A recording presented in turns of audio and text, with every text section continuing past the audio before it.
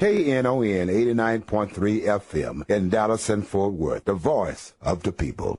Business owners, tell KNON's listeners about your business. You can put your business or event on KNON. KNON currently has space available to run announcements for you. Tell KNON's listeners about your goods, services, nightclub, concert, or event. Help keep the voice of the people on the air while putting your information on the air.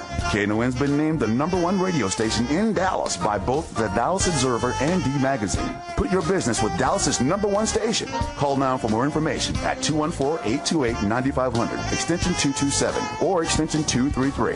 For more information, go to knon.org and click on the Run Spots on KNON page. It's a great way for your business to support community radio while letting more people know about you.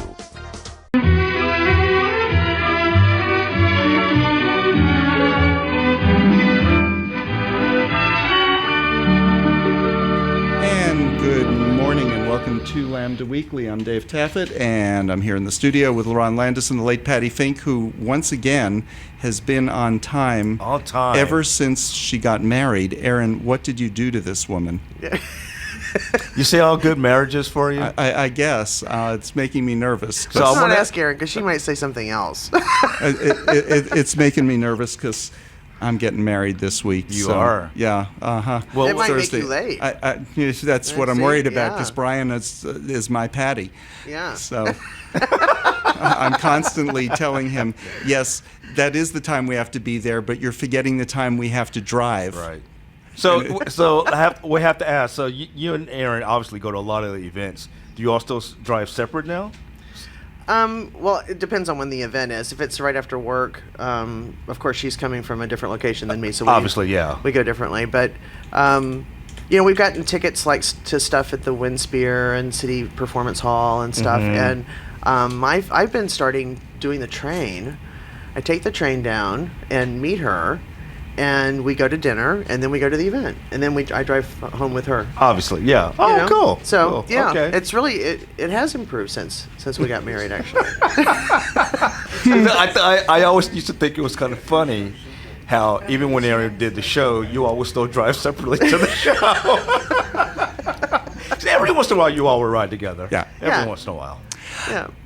Anyway, so in news this week, we're waiting for our guest to come, and hopefully she will be here, but we have lots to talk about. Your school, Patti, one of the most liberal institutions in the country, the president of your school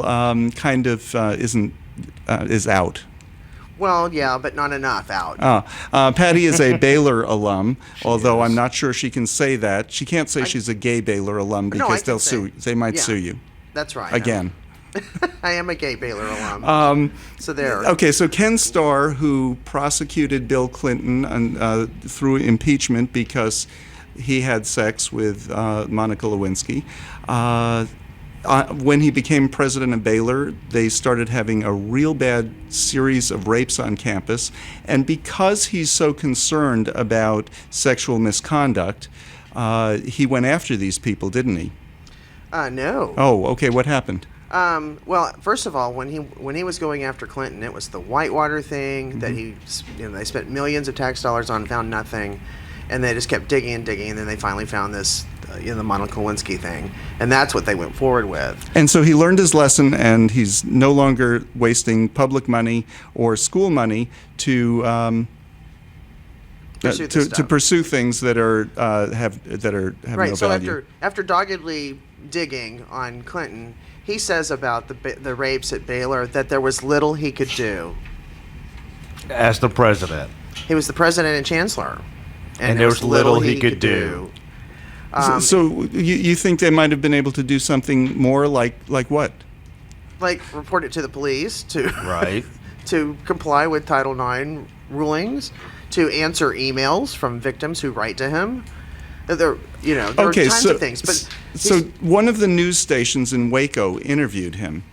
It was really an odd interview. It was so bizarre. Okay, so explain what happened there. Well, first of all, the Board of Regents, who are the Board of Regents for the University of Texas system, are appointed by the governor, but the Baylor's a private university in Waco, and so their Board of Regents did an investigation and decided to fire the football coach, and they've also demoted Ken Starr from president to just chancellor.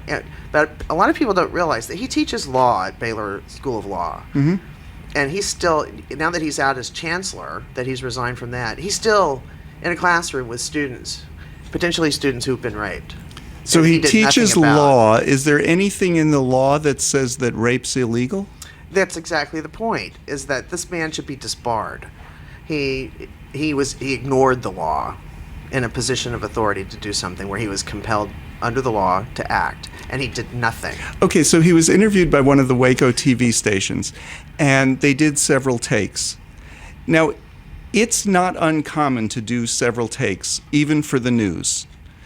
You know, when somebody is giving a statement and they just say to the reporter, "Oh, I'm not saying that right," or "Oh, could we do that again?" Normally, a reporter will let you do it again because we're not looking. It's not gotcha. It's really, I want you to say what you're trying to say. And I've seen that lots and lots and lots of times. The reporter says it wrong. The person he's interviewing is, and just gets nervous and wants to do it a second time because you get nervous on camera if you're not used to doing The that. reporters generally want, unless they want the interview to be the story, they want the soundbite to be Right. what they're looking for. So Mary Spaeth, who's a public relations person from here in Dallas, she's working with Ken Starr and has worked with him all along. She worked in the Bush White House, and she worked with Ken Starr during Watergate. So she's worked with him. Whitewater. Whitewater, not Watergate.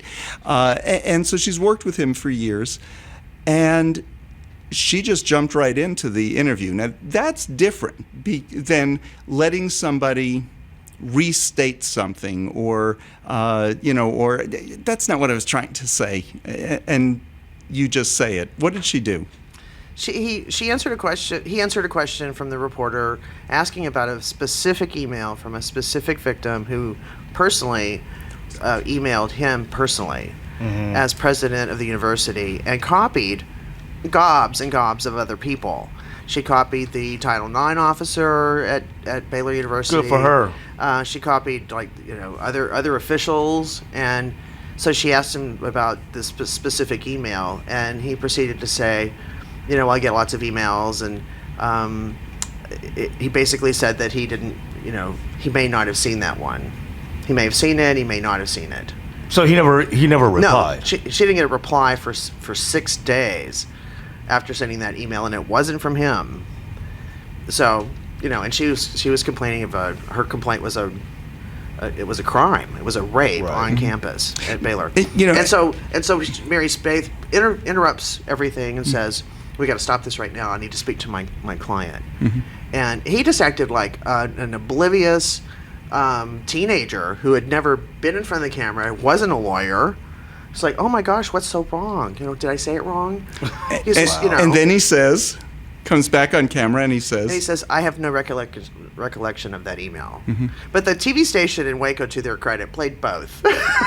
Well, because this wasn't an example of somebody trying to, I didn't get out what I'm trying to say.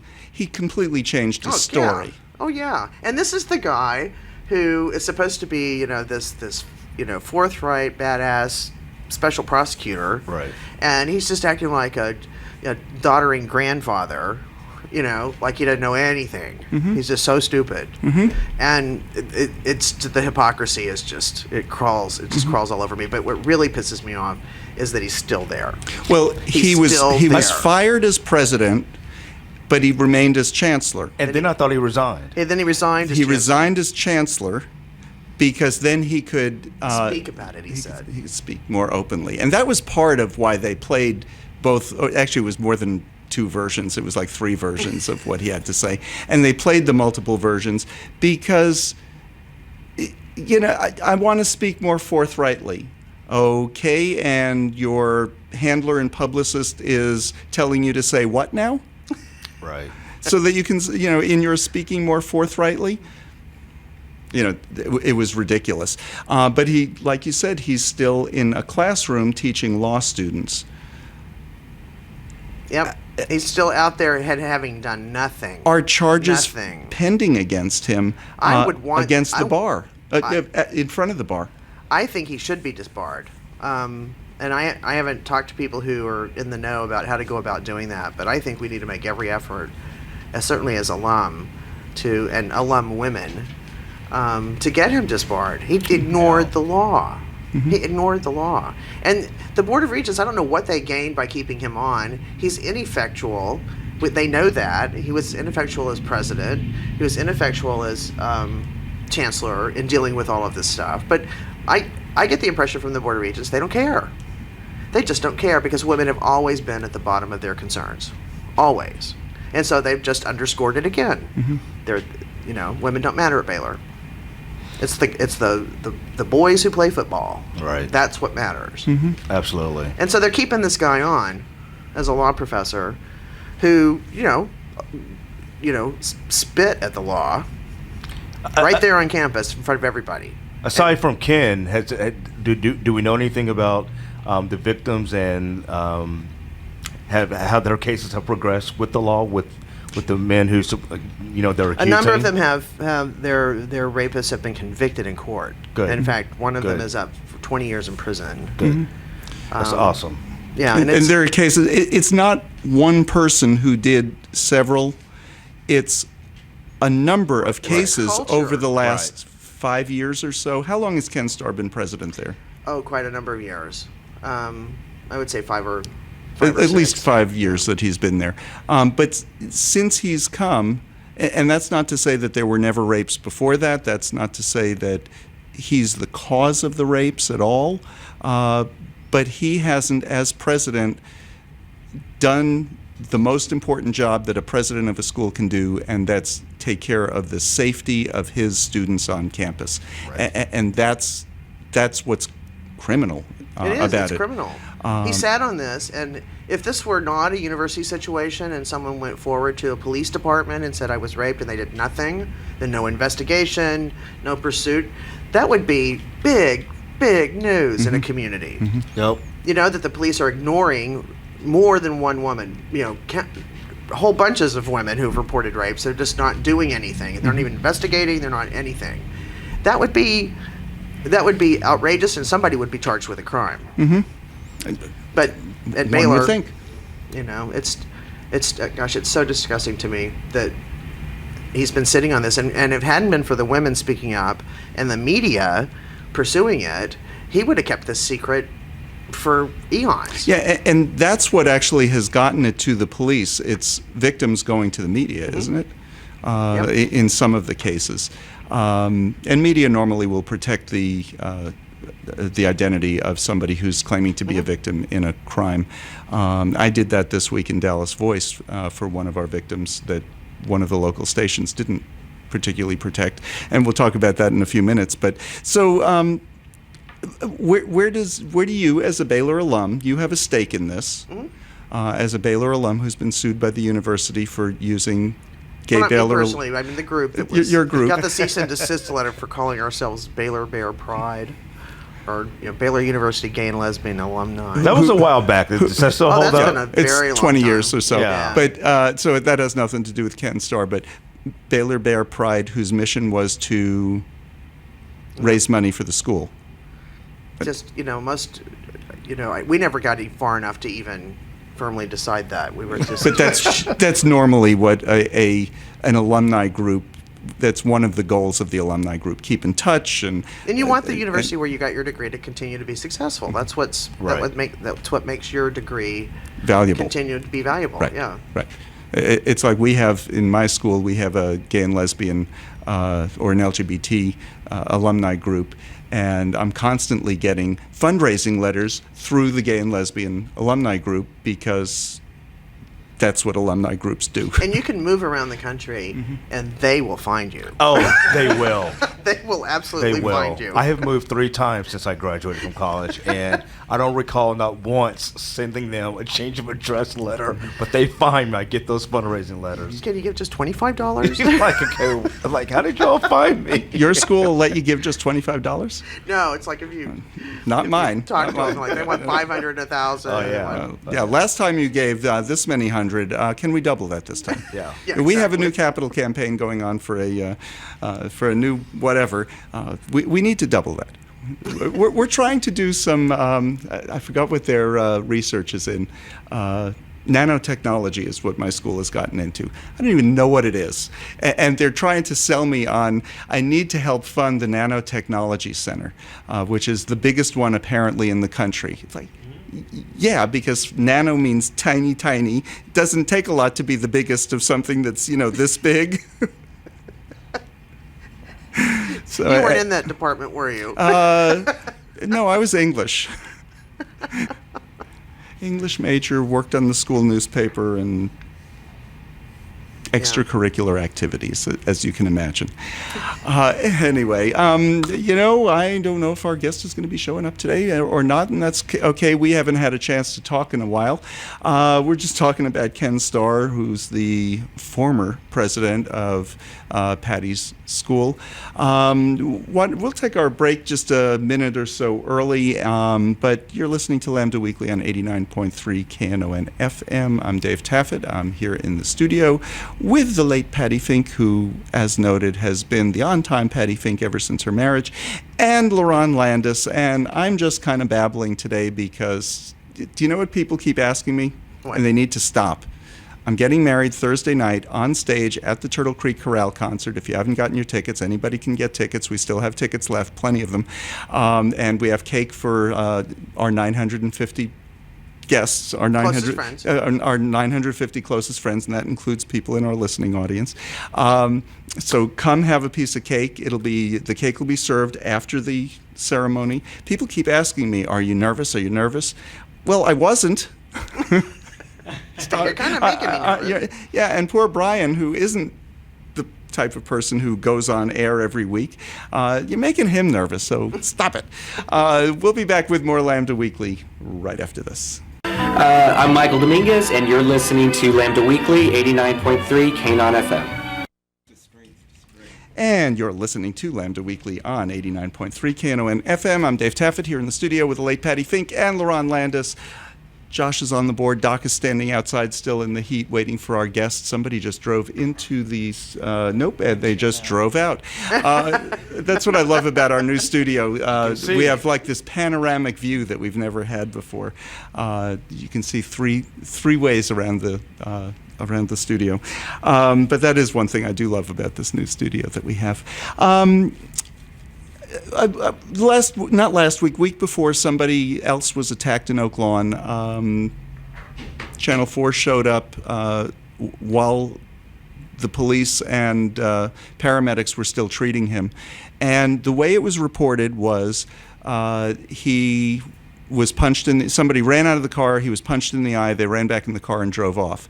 Now, he contacted me this week and he said, I don't know what I said to them. I was lapsing in and out of consciousness, but here's what I remember, and here's what he remembers. He remembers somebody hitting him from behind.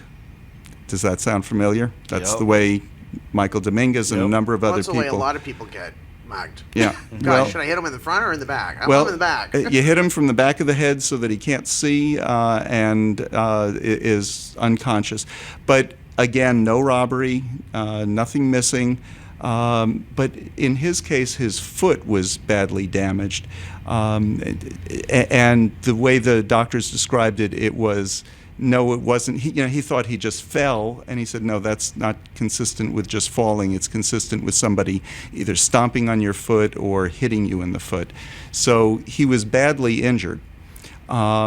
He asked for his name not to be used, and I said when we were talking about Ken Starr, were any of the victims identified, and it would be normal not to if they don't want to be identified. He didn't want to be identified because when he was attacked, Channel 4 was there in front of his apartment, and he said, okay, they know where I live, they don't need to know my name too. Right. So I did not use his name. And that's normally the way media would handle something like that, and it's okay not to use the person's name. Now, normally we don't do that on the radio here because if somebody's talking, but we have had cases where somebody was younger and we just used a first name, like when Youth First was on. We've done that by, somewhat protecting their identity or. But anyway, You went to speak to Chief Brown this week, didn't you, Patti?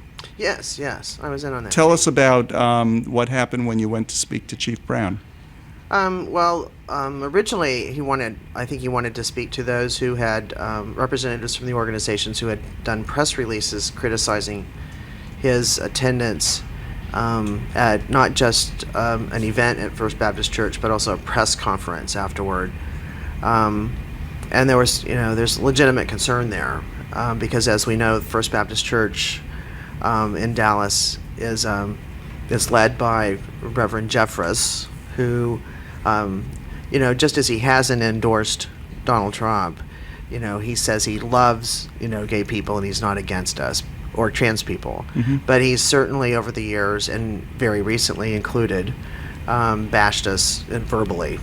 Most recently was that businesses who support transgender members of the community are worse than ISIS. Mm-hmm. Because those businesses, by letting somebody go to the bathroom in their own private bathroom, that it's theirs, mm-hmm. right? I mean, like here at KNON, the bathroom down the hall is KNON's bathroom, right? Right. And we let everybody use the bathroom, right? Right. Okay. So use the bathroom. That's the same thing as beheading people for who they are. Yeah. Exactly. It's exactly the same thing, isn't it? Right. It's the same thing as taking people as human shields to protect yourself from getting bombed, right? That's the same thing. Yeah. I just want to make sure that we understand what it is that this man is even saying. What he's saying is so insane. It's nuts. Now, before you go on about that, I want to talk about Jeffress for a minute. Here's what I think he's doing. I think we, the gay and lesbian and transgender community, have done a good enough job of talking to media and saying, every time there's a religion story, you don't have to run to First Baptist Church and ask Pastor Jeffress what he thinks of it. Here's an example. When Jack and George, who had been together 55 years, mm-hmm. When they got married, in a ceremony at Midway Hills Christian Church, and they're members of North Haven United Methodist Church, when they got married, Channel 11 went to Jeffress and asked his opinion. The pastor at North Haven was furious. The pastor at Midway Hills was furious because this wasn't a Baptist issue. Right. This was a Methodist and Disciples of Christ issue. Period. Even if it was a Baptist church, it wasn't his church. It wasn't his church, so you asked the pastor at that. Yeah, did you run around asking everybody's opinion on every But I could see if there's something controversial that one Southern Baptist church did, and you go to him to explain. He's a spokesperson that you understand. If it's within the same denomination, I get that. It's a different religion, and you're asking him what he thinks of what this other church is doing. How dare they? It would be no different than having, I would hope that we're past this, but having a story about African Americans in some way, and then going to someone in the Klan, the Ku Klux Klan, to get their opinion about whatever the story was. Mm-hmm. It's insane to do that. I would hope that we're beyond that. I can remember days when there was never a story that didn't have a Jeffress type response about us. And any form of media. Do you know one thing that stopped that one time with the Dallas Morning News? It was back in the 90s. There were a number of stories about the gay community one particular Sunday. And the newspaper took a lot of hell for that. But one of the stories in particular was about a group of people in the gay and lesbian community that went to South Dallas to repair the home of an elderly blind woman. And they went to First Baptist to ask their opinion. What opinion? Yeah, what is... Well, there's no opinion on this. It's something that some people did. You either choose to cover what they did or not. Right. There was nothing political about it. There was. I mean, what the gay community was trying to show at the time was, you know what, we're members of the community too, mm-hmm. and we care about this person enough that her house needs painting, there's some things that need to be repaired, and she's elderly and she's blind, and we're going to do that. And our community's still doing stuff like that. Every day, every week. Yep. Sure. Sure. But when I mentioned that to one of the editors of the paper, he got it. he said, yeah, that's really not one of those opinion things. There was no issue. Yeah. There was no issue. We're helping somebody. And so I'm saying if he's against what we did, then he thinks that she didn't need her house painted or repairs made to the house? Or is he saying that his church should have done it? They didn't. Why isn't that being reported? Why aren't you reporting? If you're going to go include them in this story, then if you're including they them didn't do anything. We did. Right. Yeah. So slowly media's getting it. And if you've noticed, you've seen him on air less and less and less, right? He won't come on our show. Right. I've invited, but he won't come on our show. I think we should continue to invite him. Yeah, of course we will. But I think media has gotten it that every time something happens, that a synagogue does this and church does it, you don't need to run to him for his opinion on it. Every time there's an issue like transgender, whatever, you don't have to run to him. But one way that you can get attention is by saying stupid things. Donald Trump proved that. And he doesn't endorse, but he's 99.9%, 100% supports him. That's one way he's gotten attention nationally, by standing next to Donald Trump. Mm-hmm. Isn't that great? That you can stand next to Donald Trump, you get your picture on TV. You can say stupid things. Businesses that support trans people are the same thing as ISIS. Stupid statement. I haven't seen any analysis of just how stupid that statement is. When he made that statement, why don't they go to a religious leader elsewhere? And that was one of the things I said after George and Jack's wedding to this Channel 11 reporter. I said, the next time First Baptist does something, you owe Eric a visit. And she said, what do you mean? I said, well, Eric Folkerth at North Haven, somebody in his church is getting married. You went to Jeffress for an opinion. Next time Jeffress does something, you need to go to Eric for an opinion. Mm-hmm. And she didn't understand it. It went right over her head. Of course it did. Right over her. But I think this goes deeper than just how the media coverage and how they choose to cover a story as far as the opinion thing. I think it goes back to before there was nationwide marriage equality, when I forgot who the individual was, but went around knocking on doors asking straight people, would you, is it okay if I get married, or just getting their opinion, and they had this kind of strange look, If you're going to cover somebody's story, marriage, just cover it.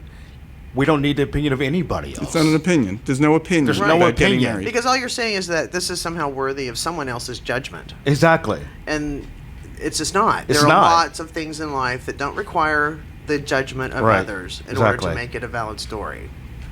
Or just a valid marriage. That's the whole crux of the issue. Is we don't.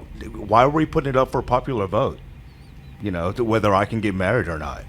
So I think that's at the basis. But we met with him this week. So Patti, you and a group of about 5 or 6 people. Right. There was Cece Cox and Raphael McDonald from Resource Center. Tony Vetta from the LGBT Chamber. He specifically mentioned, and Jeffress specifically mentioned chambers of commerce in his statement about ISIS. And then Jane Airy from Stonewall Democrats, who was a recent guest on our show, and Cannon Brown from Take Back Oak Lawn and from Young Stonewall Democrats.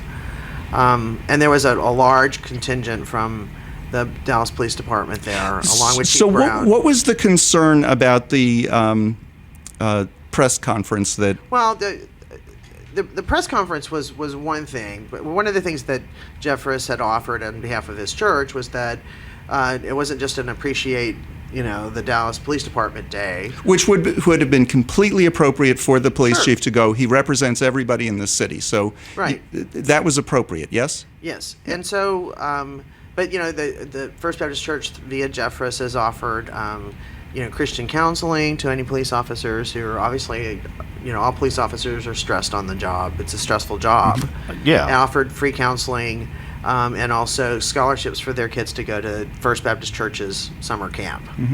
But I think it was really the press conference that was of most concern, because he stood there next to this man and said nothing to refute anything he had ever said. And he had attacked not just us, but he's attacked people of the Muslim faith, people of the Jewish faith, people who are not like him. And so we kind of called him out on it, and I'd say we did call him out on it. That was inappropriate. He goes, well, we don't endorse or condemn, and he did concede that he should have said that.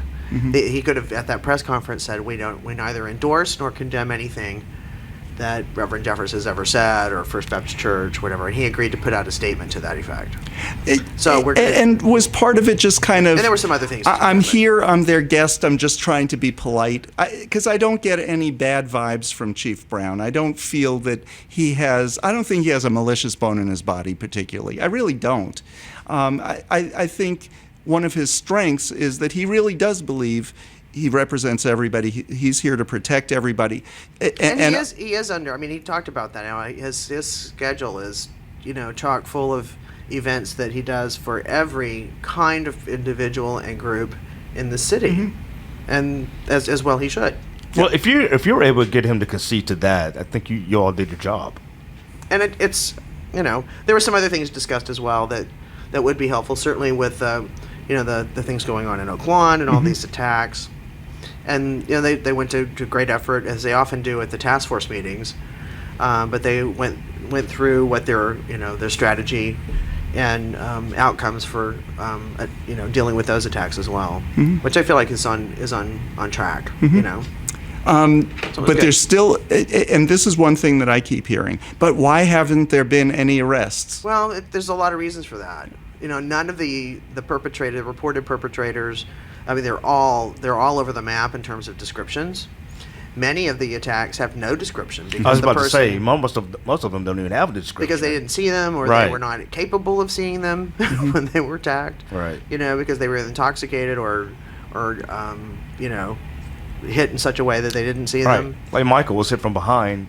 Well, didn't see a thing. That's the thing. So was Blake. So was Tito. So was Jeffrey. I mean, this has been repeated that at least of the 18 that they're saying were reported attacks, at least 7 or 8 of them, it was, some of them described it as a baseball bat. And this guy last week, he said, I didn't see what it was. I said, could it have been a baseball bat? He said, yeah, it was either something, a wooden bat, or it was a metal object, a metal bar that struck me across.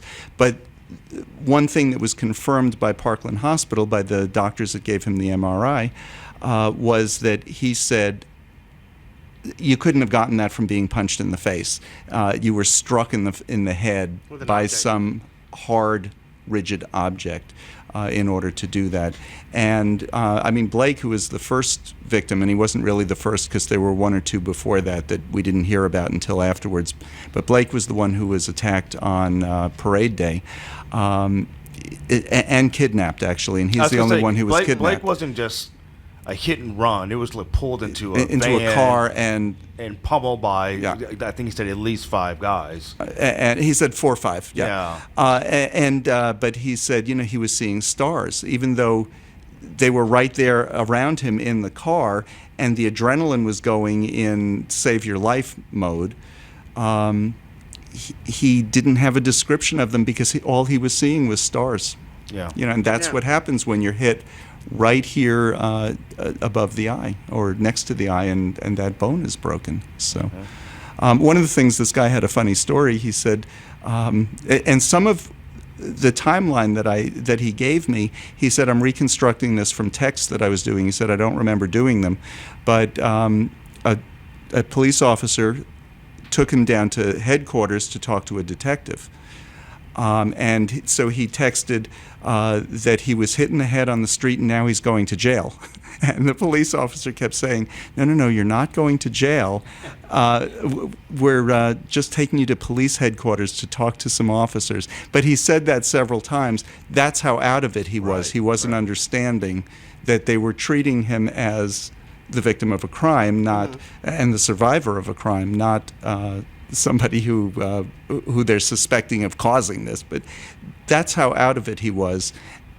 And unfortunately, that's what went on the news originally when he was in that condition. So. As any of the officials or any statements been released from the Dallas Police Department, did they think this is 1 or 2 people? just from their, investigative skills, do they think there's one or two people who are committing these crimes? What did Chief Brown say about it to your group? Or many? Well, they had some high-ranking officials there who were, going through. They have the lead over assaults, the lead over robberies.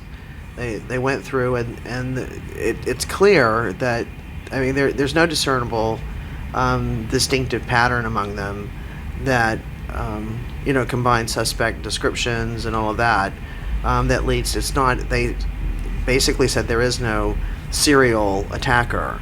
These are and the reason why I asked there's no that, evidence based on what they've with the way they're investigated. being attacked from behind and David, yeah. thousands of people, crimes happen. Right. You either see them or you don't. They're going to probably do something where you can't see them. But this is one thing that a police officer said to me is a possibility that they were looking into, that there's one person who's consistent, who is working with several other people, which is why it's sometimes 2, sometimes 3, in Blake's case maybe 4, and that's a possibility. Sure, it's a possibility. They so- don't have any right. evidence Yeah.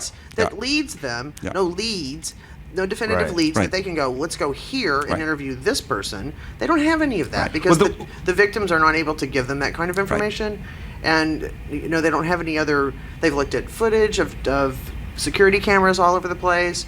They're trying to find, but they need help in developing leads for these crimes. But what they have doesn't indicate that it's one person doing them all. That's not the case. Because some of them are white, some of them are black, Right. some of them are brown, some of them are unknown. We don't know. So right.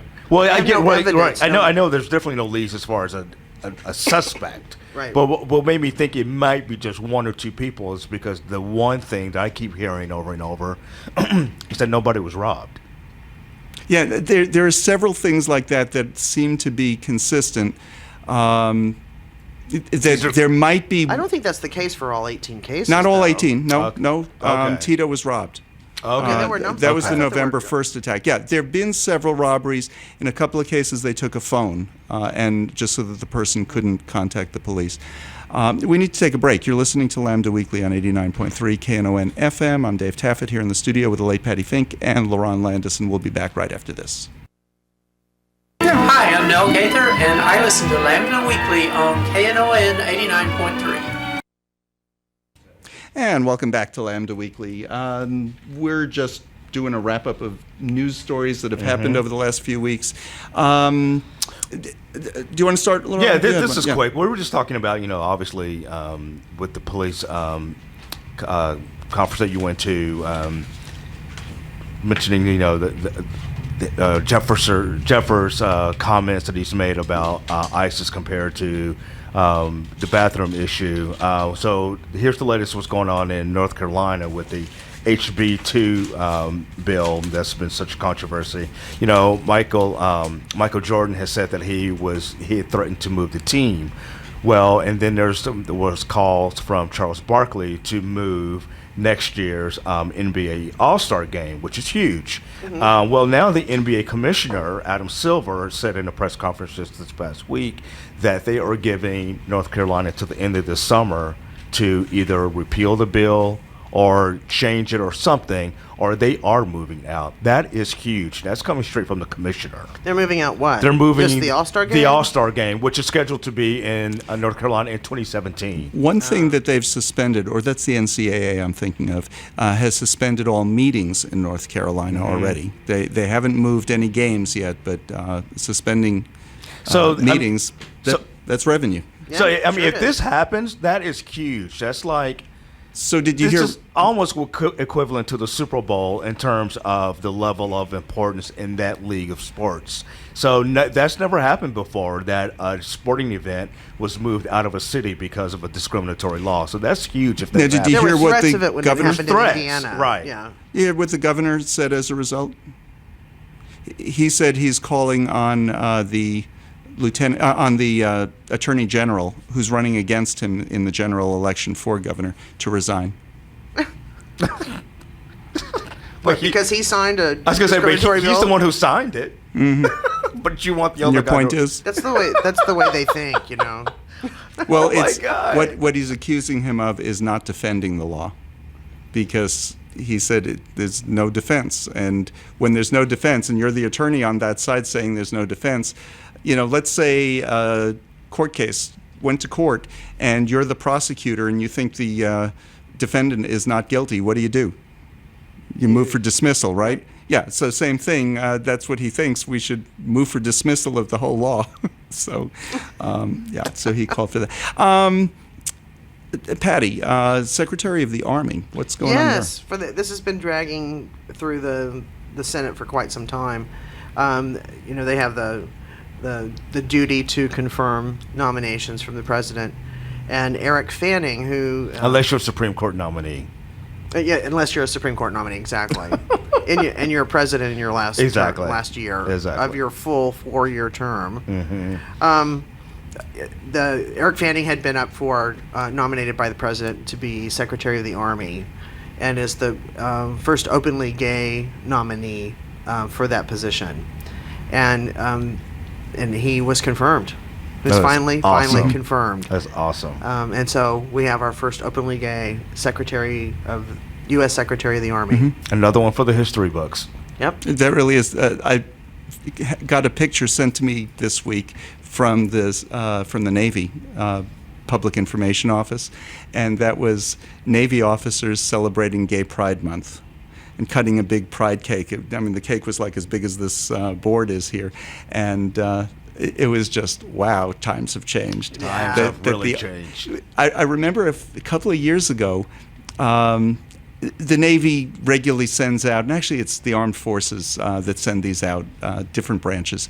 If it's Memorial Day, it's Veterans Day, it's this day, it's that day, would you like to interview an Army officer, an Air Force, whatever, pilot, a Navy, whatever, would you like to interview them for your Veterans Day coverage? And so I wrote back one time and I said, well, we're an LGBT paper, and if you have any openly gay or lesbian service people, and I'm not trying to get into that because they can still be kicked out. But I would love to interview them. And they wrote back and said, oh, I'm sorry, I didn't realize. I said, no. I want to continue receiving these. Thank you for sending them to me. But if you happen to know of one who's openly gay, let me know. And they never have. But I'd love to, because, Well, and I think it's important, though, to point out that we don't have protections in the military. Nobody does. Mm-hmm. Just because the Don't Ask, Don't Tell, Don't Pursue was repealed, repealing a punishment is not the same as instituting a protection. There is no protection by law of LGBT people in the military. There is under President Obama. I think that's the message. But so when he leaves office, things could change under a future president. But have you heard of any complaints by military personnel that they've been discriminated against? No, I haven't. And I haven't either. I'm just saying, if it were a different president and maybe even a different party, there would be, technically, there are no protections on the books. Right. From this Navy picture, you know what I got from it? These people are just celebrating who they are. They do this kind of thing all the time for celebrating all kinds of different stuff. All kinds. And, different groups of different whatever. And here's a group, all these people are in this picture and proudly in this picture. And you know why they feel safe to show their faces in this picture when just a few years ago, don't ask, don't tell, because the policy is these are people who are all doing their jobs. They're all doing a great job, and the Navy is proud of them for the work they're doing, period. And that's the way it should be. It is the way it should be. And I think in all the branches today, the president has made clear, and it's coming as truth for individuals in those armed forces, that they can be out in who they are and not fear get And kicked out of the Army or get kicked out of the Navy. In truth, you know why they send these pictures out to papers and offer interviews with some of the personnel is it's a great recruiting tool. They don't have to pay for it. Sure, it's earned You know, media. I'm writing the story. You're not paying to get an ad in the paper, and I'm writing the story of here's this lesbian who's doing a great job, enjoying her job, getting education, set for planning the rest of her life. Either after 4 years, she'll go out as a, or maybe 20 years that she's planning on being in, and then retire from the armed forces, and it's a great recruiting tool. Did you ever think you'd see that? No. I'm just sitting there thinking back just before Don't Ask, Don't Tell, Don't Pursue was repealed. One of the biggest arguments was kind of similar to the argument that we have today about the restrooms. What were they? They were about showers. Mm-hmm. And there's such a stink about showers. Now that it's been repealed, have we heard one complaint about it? Not a one. Well, because the way most barracks are set up, not in a war zone, but on bases, they have private showers. They do. They do. So what's the big deal? That's what we were saying back then. Private shower. Yeah. Same thing with the bathroom issue, especially in a woman's restroom. They're individual stalls. What's the problem? Do you know what occurred to me when I saw Eric Fanning was appointed and approved? Do you know what position we haven't had a gay, a lesbian cabinet member? Not openly. Openly, and I'm talking about openly Right. gay. Yeah, that's the next step. That'll be up to Hillary or Donald to appoint. So Right. Another quick thing that happened this week was that the Veterans Administration has proposed a rule to lift the ban on gender reassignment surgery for veterans. Mm-hmm. For veterans, yeah. Veterans. So veterans hospitals may start pioneering some. Gender reassignment procedures. So I didn't know that there was a ban on that. A ban that that they'll pay for it, or that they could get it done at all. Both. Really? Well, that they could get it done at a VA facility. Oh, okay. You can pay for it yourself, but VA benefits allow you to basically get free medical care depending upon your service and whatever else. Right. But this will allow that. A bill did not pass the House. Was it last week or was it the end of the week before? It was an appropriations bill. It had LGBT protections in it. Part of the problem was enough Democrats didn't vote for it. There were a number who voted against, but it was mostly Republicans who voted against this. But they had their votes before, and then word went down, I think from Paul Ryan's office, to change that. Because they had closed the vote, and there were enough votes for it to pass, and then they opened the vote again. And I think it was 5 Republicans changed their votes to vote against it, which, of course, changed the outcome. That was kind of handy. Well, what was the bill? What was it about? It was to provide protections for LGBT people, I believe, in the workplace. Oh. And in a limited workplace. I don't remember what the bill appropriated. Okay. It was a spending bill. I think it was a. I'm not going to say what it was. It was a spending bill that was attached to. So. And that was pretty crappy because that doesn't usually happen. If you close a vote, voting is completed. Right. That's the vote. You don't say, "Oh, let's just extend it another few minutes," and then have a whole bunch of people by design run in and change their votes. That's not the norm. Well, they can change their votes, but they have to do it before the voting is closed. And thankfully, we have C-SPAN because a lot of this was. Yeah. And by the way, this week on June 2nd, 1986 was the first time that C-SPAN broadcast the United States Senate. So happy 30 years, C-SPAN. Another nonprofit service, out there doing good. What else do we have as far as news over the last week? There was a, let me see if I can find it. It is Pride Month. We could mention that. It is Pride Month. Most Pride here in Texas takes place after Pride Month, but Houston Pride is June 25th. There's going to be that night also, or Saturday night, that night, Queer Bomb is going on here in Dallas, which is kind of the new answer to well, yeah, we know we have the parade in September, but it's Pride Month. Let's do something here in Dallas. And they have their biggest event planned yet. It's going to be over in Deep Ellum. They're going to do a march, not a parade. Marches take a much less expensive permit to do, Right. and everybody participates in it. It's not like you create floats and people watch from the sidelines. Everybody marches. So they're planning a march and hoping that hundreds of people will participate in that. They're having a dance. They're having open mics, and there are several places in Deep Ellum that are participating, and it should be a lot of fun. And we're coming up on our 1-year anniversary. What? Is it this week? No, first marriage week of equality. August. First week of August. First week of August of what? Our anniversary. Oh, no. I was going to say we were coming up on the 1-year anniversary of marriage equality. Oh, yes. And that's yes. that's the 25th. Yeah. But I think this is the first year we have a challenge in 26th, our community to maybe change our Pride celebrations here in Dallas to the 26th, because if you look back at Lawrence v. Texas, which was the defeat of Section 2106, the homosexual conduct law in Texas specifically, by the United States Supreme Court, was done on June 26, 2003. Then we have on June 26, 2013, United States versus Windsor. And then we have on June 26, 2015, Obergefell v. Hodges. And so all three of the modern history cases before the United States Supreme Court gave its positive ruling for our community. In fact, the best ruling they could have given on each of those cases. In June. On June 26th. On June 26th. Yes, 26th. Three. Yeah. That's our trifecta. Yeah. And the main reason not to do it on the 26th is because Houston does theirs, and Houston's is huge. Last year, Houston attracted between 500,000 and 700,000 people. Dallas gets about 50,000 to ours, but that's probably because it's in September. Yeah.